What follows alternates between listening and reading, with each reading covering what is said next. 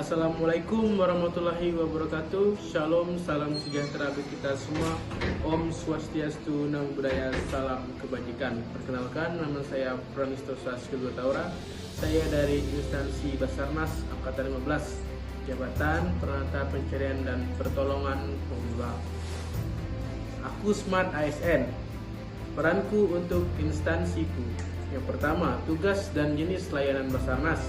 Basarnas bertugas menyelenggarakan operasi pencarian dan pertolongan terhadap orang hilang atau kejadian yang mengancam keselamatan. Yang pertama ada operasi pencarian dan pertolongan di laut, darat, dan udara, koordinasi dengan instansi terkait dengan penanganan musibah. Yang ketiga, penyusunan norma, standar prosedur, dan kriteria penyelenggaraan SAR. Yang keempat, ada penyebaran informasi SAR kepada masyarakat. Yang terakhir, ada pembinaan dan evaluasi potensi SAR dari instansi lain. Yang kedua, ada standar layanan yang harus dicapai. Basarnas wajib menjalankan operasi SAR secara efektif, cepat, tepat, dan berstandar internasional sesuai Peraturan Presiden Nomor 83 Tahun 2016. Standar tersebut mencakup yang pertama, respon cepat saat terjadi musibah. Yang kedua, ada penggunaan teknologi dan sumber daya manusia kompeten. Yang ketiga, ada koordinasi yang terintegrasi antar instansi.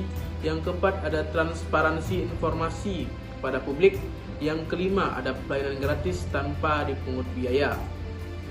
Lanjut, kemudian keterikatan tugas dengan pencapaian tujuan instansi. Setiap tugas dan layanan Basarnas saling terkait untuk mewujudkan tujuan utamanya, memberikan rasa aman bagi masyarakat dan menyelamatkan jiwa serta harta benda.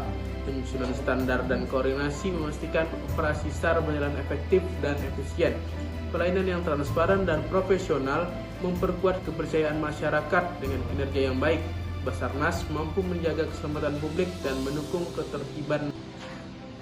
Basarnas juga memiliki tugas pokok menyelenggarakan pencarian dan pertolongan terhadap orang dan barang yang hilang atau dalam bahaya akibat kecelakaan, bencana, atau kondisi membahayakan jiwa. Yang pertama, ada pelaksanaan operasi SAR, melakukan pencarian dan pertolongan korban kecelakaan transportasi, bencana alam, maupun kondisi darurat lainnya. Yang kedua, ada pemantauan dan koordinasi, memantau kejadian darurat dan berkoordinasi dengan instansi terkait seperti TNI, Polri, BNPB, dan relawan. Yang ketiga, ada kesiapsiagaan SAR, melakukan persiapan personel, peralatan, dan prosedur sebelum terjadi insiden. Yang keempat, ada pelatihan dan sosialisasi, memberikan edukasi dan pelatihan SAR kepada masyarakat dan instansi terkait untuk meningkatkan kesiapsiagaan. Yang kelima, ada pengelolaan data dan informasi, mendokumentasikan setiap operasi, mengelola informasi, dan menyebarkan laporan kepada pihak terkait. Yang kedua, kita memberikan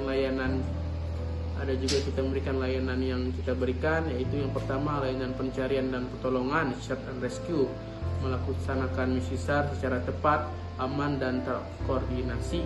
Yang kedua, ada layanan informasi kejadian darurat, memberikan informasi akurat terkait kondisi darurat, proses evakuasi, dan status korban.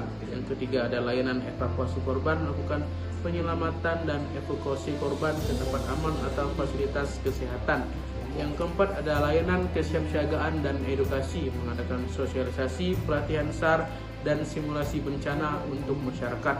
Yang kelima, ada layanan pengaduan dan koordinasi, menyediakan saluran pengaduan serta membangun koordinasi dengan instansi lain agar operasi SAR berjalan efektif. Standar layanan yang harus dicapai. Basarnas mengacu pada Peraturan Kepala Basarnas Nomor 7 Tahun 2017 tentang standar pelayanan publik di bidang pencarian dan pertolongan yang meliputi waktu tanggap atau response time maksimal 30 menit sejak menerima laporan, tim SAR harus siap bergerak. Yang kedua, kecepatan operasi SAR, pelaksanaan penyelamatan dilakukan secepat mungkin dengan prioritas keselamatan jiwa.